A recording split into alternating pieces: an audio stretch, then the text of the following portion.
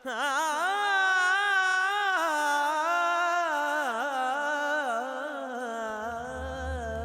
माणक समुंड जी हेॾी वॾियूं लहरियूं ॾिसी वो भी परेशान आई तोसी खैर ता है। हाँ यार, मागर ही मुंशी परेशान करे छॾियो आहे। वो कुझु लाइ ए मागर मुंशी के हिते मोकिलियो मुख कोठण लाइ, पर आऊं की न वियसि। अहिड़ी मुंशी के सत सुरी ॿुधायमि जो हमरा ठप थी वियो। सुठो कयई, पर मांगर जो असांजी उथी वेठी में छा वञे। असां हिते जेको कयूं असांजी मर्ज़ी। ए इहो त मूं बि सुणायो मुंशी के, हमरा सफ़ा ठुप चुप थी वियो। ए ॿियो कुझु बि कोन्हे। मांगर पाण खे ब्लैकमेल करे सस्ते अघ माल वठण थो चाहे। हाँ यार सोजर, इहो त आऊं बि सोचां थो। मता मांगर ई मुंशी जी ॻाल्हि में आयो आहीं। ए यार, ए अहिड़ो चरियो आऊं बि कीन आहियां। ए माणक तूं घणो परेशान न थी। तूं तैयारी कर, अॼु ज्वार शुरू थियो आहे, सुभाणे समुंड लहूं। ए सभु होड़ा विया हलिया, रुॻी पाण रहिया आहियूं। चङो चङो, पाणे पाण हलदासीं।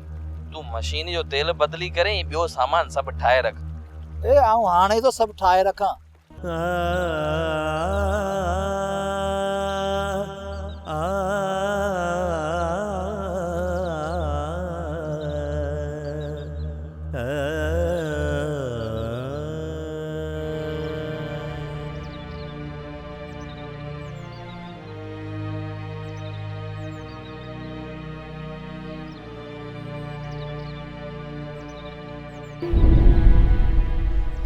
कुॾा थियो वरी अॼु जुती टुटी पई छा?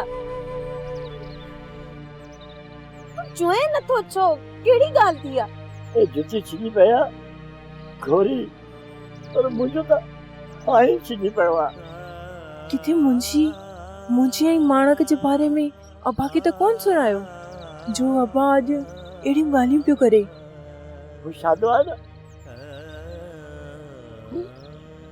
मुंहिंजो शिकार ऐं रच ॿई खसे वियो।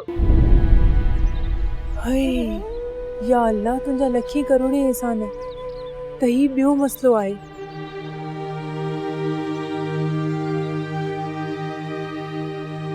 मुंशी हाण ॿुधाए त हिन सूरे माणक जो छा करणो आहे? मांगुर सेठ, इन माणक जो कुझु न कुझु त करणो पवंदो, न त इन वारी मगी सुभाणे पाण वारी मडी ते कब्ज़ो कंदी। तूं सच पियो चईं।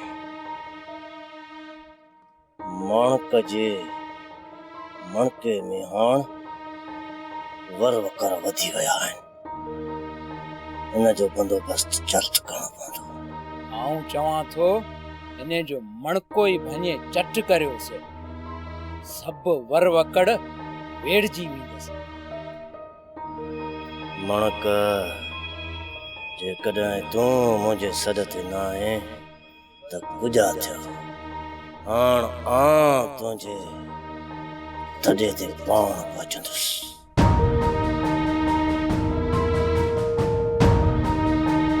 हाणे ड्रामा सीरियल पाणी ऐं प्रीत जा तमाम एपिसोड्स ॾिसो HD क्वालिटी में। विजिट करियो सिन TV HD ड्रामा। सब्सक्राइब कयो असांजो ऑफिशियल YouTube चैनल सिन TV HD ड्रामा ऐं वधीक अपडेट लाइ बेल आइकन खे क्लिक करियो।